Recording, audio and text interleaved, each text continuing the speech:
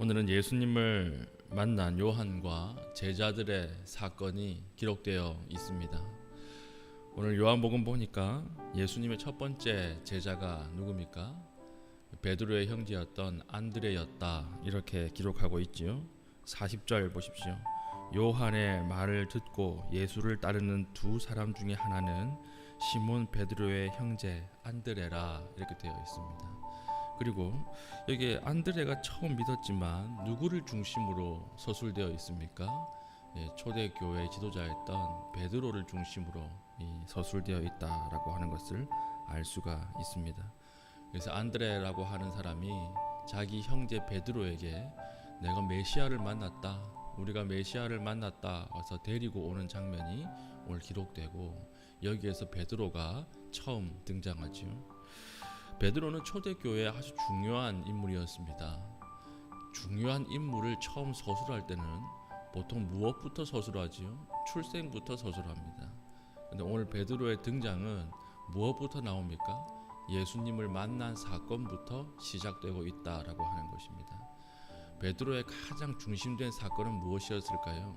예수님을 만난 그 순간이었다라고 하는 것입니다. 우리 삶도 마찬가지입니다. 여러분의 삶의 시작과 전과 후는 무엇으로 나뉩니까? 예수 그리스도를 만나면 나뉜다는 거예요. 예수 그리스도를 만난 그 순간부터 생의 의미가 생기고 삶의 방향성이 정해진다라고 하는 것입니다. 요즘 제가 읽고 있는 글 중에 연세대 철학과 교수로 은퇴하신 김형석 교수님의 글을 읽고 있는데요. 이분의 책에 이런 얘기가 나오더라고요.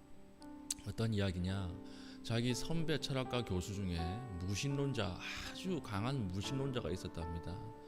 근데 이 사람이 진리를 탐구하기 위해서 몇 날 며칠 금식도 했고 이렇게 진리를 탐구했던 선배인데, 돌아가셨다는 말을 듣고 장례식장 갔더니 기독교인이 되었다고 하는 거예요. 기독교 장례를 쳐서 동료 교수님들이 아주 놀랬대요. 그래서 그 집 자녀들에게 물어보니까 돌아가시기 직전에 예수 그리스도를 영접하고 이 그리스도인으로 돌아가셨다, 이렇게 말을 들었다 그래요. 그 장례식장에서 같이 다른 교수님들이 이렇게 하는 이야기 중에 어떤 내용이 있느냐, 갈 곳이 없었을 것이다, 이런 이야기를 했다 그래요. 그분이 마지막에 갈 곳이 없었을 것이다. 저는 이 말이 참 가슴에 남더라고요. 그 평생을 진리를 추구했던 무신론자가 마지막에 생각하고 또 생각하고 또 고민했을 때 최종적으로 영혼에 기대야 되겠다라고 하는 판단을 한 근거가 무엇이었겠습니까? 갈 곳이 없었기 때문이에요. 왜 그렇습니까? 세상의 모든 것들은 다 사라지는 겁니다. 세상의 모든 것들은 시공간의 소멸과 함께 다 사라질 운명 가운데 있습니다. 인생도 그렇고 우리가 지금 보고 있는 모든 물질들도 마지막에는 다 사라지는 쪽으로 가고 있어요. 그때 유한한 인간이 마지막에 기댈 곳은 어디입니까? 무한한 하나님밖에 없다라고 하는 것입니다. 하나님 앞에 갈 때에만 생의 존재의 의미가 생기고 목적이 생길 수밖에 없다라고 하는 이 말이 갈 곳이 없었을 것이다 라고 하는 이 말 안에 포함되어 있지 않는가, 그렇게 생각합니다. 세상은 기댈 곳이 없습니다. 세상 사람들도 기댈 곳이 없어요. 우리가 기댈 곳이 없는 사람들에게 기댈 곳이 있다라고 하는 것을 알려주는 것만으로도 사람들은 기뻐하기 시작합니다. 저도 처음에 그랬던 것 같습니다. 저도 기댈 곳이 없는 세상에서 기댈 곳이 있다라고 하는 피난처를 발견하고 기뻐했던 경험이 있습니다. 우리가 영원한 것을 우리가 안드레처럼 소개해 줄 수 있어야 하고, 더 중요한 것은 무엇이냐면 우리가 기대는 거예요. 우리가 예수 그리스도 앞에 예수님을 인격적으로 만나고 오늘 하루 체험하는 것, 그것이 더 중요하다라고 하는 것입니다. 이렇게 베드로를 데리고 오니까 예수님께서 어떤 행동을 하시죠? 이름을 바꾸어 주십니다. 우리 41절 보십시오. 그가 먼저 자기 형제 시몬을 찾아 말하되 우리가 메시아를 만났다 하고 메시아는 번역하면 그리스도라. 42절 데리고 예수께로 오니 예수께서 보시고 이르시되 내가 요한의 아들 시몬이니 장차 게바라 하리라 하시니라. 게바는 번역하면 베드로라. 예수님께서 하신 행동이 무엇입니까? 베드로의 이름을 바꿔주시는 거예요. 베드로다. 베드로라고 하는 말이 게바라고 되어 있죠. 이것은 아람어고 베드로라고 하는 말은 반석이다, 이런 뜻입니다. 반석으로 바꿔주시는 거예요. 성경의 이름을 바꾸어 주신다라고 하는 말은 단순히 계명 사건이 아니라 그 사람의 존재를 다시금 정의하신다라는 것입니다. 존재를 바꾸어 주겠다라고 하는 하나님의 뜻입니다. 그래서 아브라함을 아브라함으로 바꾸어 주시고 사례를 사라로 바꾸어 주시고 또 속이는 자라고 하는 뜻을 가진 요셉을 야곱을 무엇으로 바꿔 주시죠? 하나님을 이겼다라고 하는 이스라엘로 바꿔 주시는 거예요. 이건 단순히 이름을 바꿔 주는 사건이 아니라 이제 내가 너의 존재를 다시 규정하고 이렇게 봐주겠다라고 하는 하나님의 존재 변화예요. 존재를 변화시키는 하나님의 결단입니다.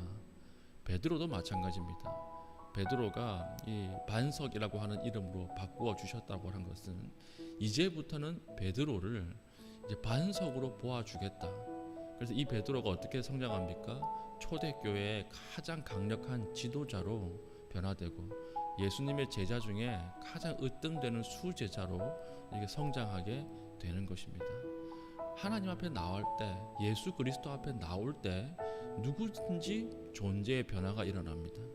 그리스도 앞에 나올 때 우리의 생의 목적과 방향이 다시 설정된다라고 하는 것입니다. 그럼 중요한 것은 무엇일까요?